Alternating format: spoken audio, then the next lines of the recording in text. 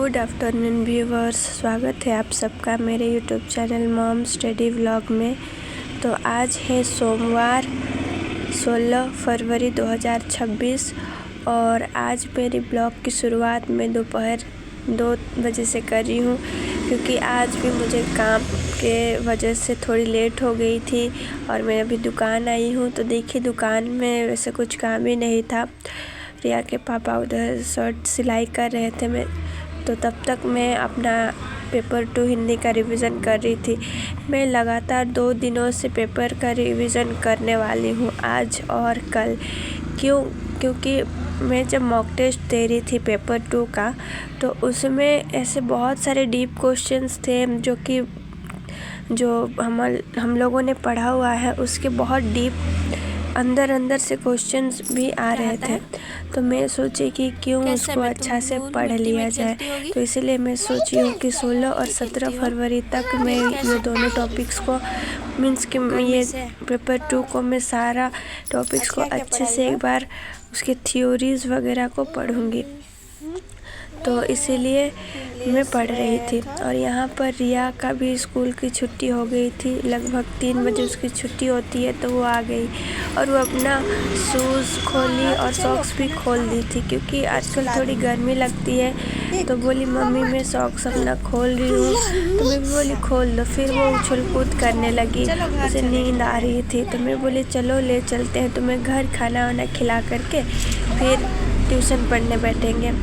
तो हम लोग पहुँचे घर और आप देख सकते हो यहाँ पर कि आज मैंने अपना रूम को थोड़ा सा रीऑर्गेनाइज़ की हुई हूँ। जहाँ पर मेरा पहले स्टडी टेबल थी, वहाँ मैं रिया के लिए स्टडी टेबल बनाई हूँ। और यहाँ पर जो था वो रिया का बिस्तर था। वो आजकल रिया अपनी दादी के साथ सोती है, इसलिए मैं उसे निकाल दी। और ये हमारा बेड तो जहाँ का तहाँ है ही। और वहाँ पर कबर्ड जो हमारे पार्टी वेयर वगैरह ड्रेस रखा हुआ है। और ये है मेरा स्टडी टेबल, जिसमें मैं दिन में पढ़ाई करती हूँ और जब रात होती है तो रिया का स्टडी टेबल में पढ़ती हूँ। और इधर हमारा एक शोकेस है, जहाँ पर रिया का कपड़ा और कुछ ज़रूरी सामान वगैरह रखा हुआ है।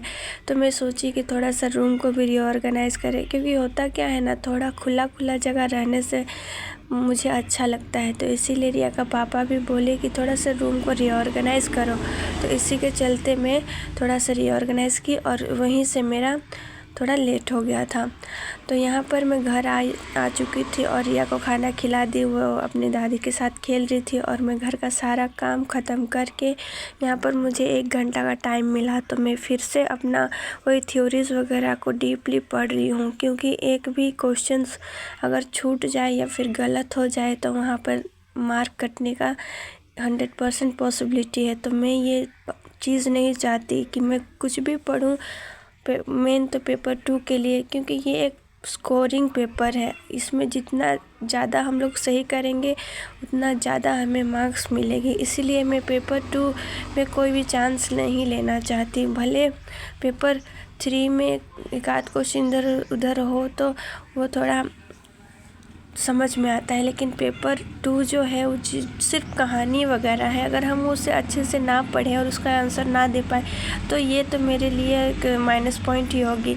तो इसीलिए मैं जहाँ तक हो सके मैं सारे थ्योरीज़ को मीन्स कि काव्य खंड, गद्य खंड और कहानियाँ वगैरह है पेपर 2 में, उसे सारा अच्छे से पढ़ रही हूँ।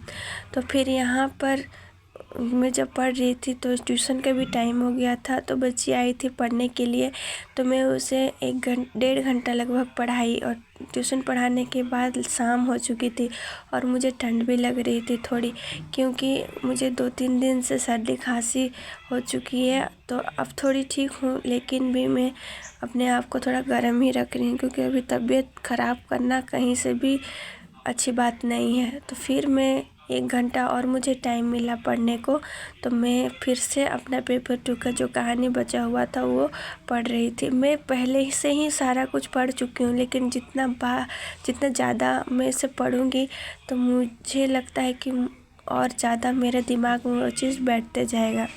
तो यहाँ पर रिया आई थी मेरे पास, कुछ मांग रही थी। फिर रात को जब सब कोई का खाना पीना हो गया, रिया को भी मैं सुला दी और उसके दादी के पास पहुंचा दी। और उसके बाद मैं आ गई थी अपना रिवीजन करने पेपर 2 का ही, क्योंकि मैं डिसाइड की हूँ कि 16 और 17 को मैं कंप्लीट करूँगी अपना पूरा पेपर को रिवीजन करके, पेपर 2 हिंदी को।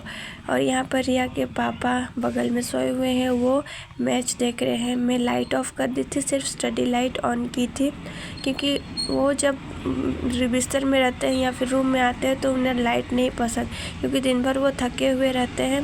इसीलिए मैं अपना स्टडी लाइट ही जलाती हूँ, जो कि थोड़ा मेरा स्टडी लाइट ठीक है, बाकी उनके लिए थोड़ा कम लाइट होता है। इसीलिए मैं थोड़ा रूम को ऑर्गेनाइज़ की इस तरह से कि जब मैं पढ़ाई करने बैठूँ तो उन पे ज़्यादा लाइट ना जाए। और मैं इस तरह से ऑर्गेनाइज़ की हूँ कि जहाँ पर मैं पढ़ने बैठूँ वहीं पर ही तक लाइट पहुँचे। और रिया का पापा यहाँ पर मैच देख रहे थे और मैं रिवीज़न कर रही थी। तो आज का मेरा ब्लॉग यहीं पर समाप्त करती हूँ। प्लीज़ मेरे चैनल को सब्सक्राइब करें।